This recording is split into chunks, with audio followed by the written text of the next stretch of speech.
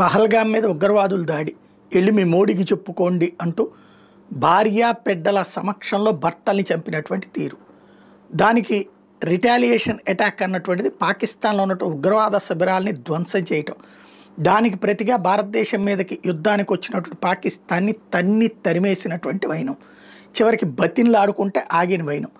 అదంతా అయిన తర్వాతన మరొక వైపున జిఎస్టీలో మార్పులు, 2.5 లక్షల కోట్ల రూపాయల ప్రయోజనాలు ప్రజలకు అందరు. నిన్నటిదాకా కొనుక్కున్న సరుకు అకస్మాత్తుగా రూపాయి డౌన్ అవడం, సాధారణంగా చరిత్రలో రూపాయి పెరగడం, ఒక కూరగాయల ధరలో తప్పించి మిగతా వాటన్నిటిలో కూడా రూపాయి పెరగడమే తప్పించి తగ్గడం ఉండదు. కూరగాయల ధరల్లో కాస్త తక్కువ కూరలో ఉన్నటువంటి సందర్భంలో ఎక్కువ రేట్లు, ఎక్కువ కూరలో ఉన్నటువంటి సందర్భంలో తక్కువ రేట్లు. కూరలో పళ్ళు పూలు ఈ మూడింటికి సాధారణంగా అదేంటంటే ఎక్కువ కాలం నిల్వ ఉండే వెరైటీస్ కాదు కాబట్టి వాటిట్లో పెరుగుదల తగ్గుదల అనేటటువంటిది ఉంటుంది.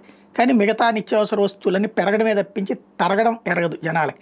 ఇప్పుడు మొదటిసారి ఇన్కమ్ ట్యాక్స్లు తగ్గడం కానీ లేకపోతే జిఎస్టీ తగ్గడం కానీ జరిగింది. వీటి తర్వాత జరుగుతున్నటువంటి బీహార్ ఎన్నికలకి సంబంధించి నువ్వా నేనా అన్న పోటీనే ఉండబోతోంది.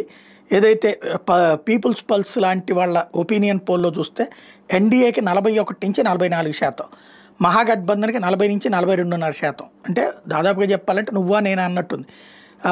జేఎస్పీ ఏదైతే ప్రశాంత్ కిషోర్ వాళ్ళ పార్టీకి 6 నుంచి 8% పబ్లిక్ సపోర్ట్గా ఉన్నారు.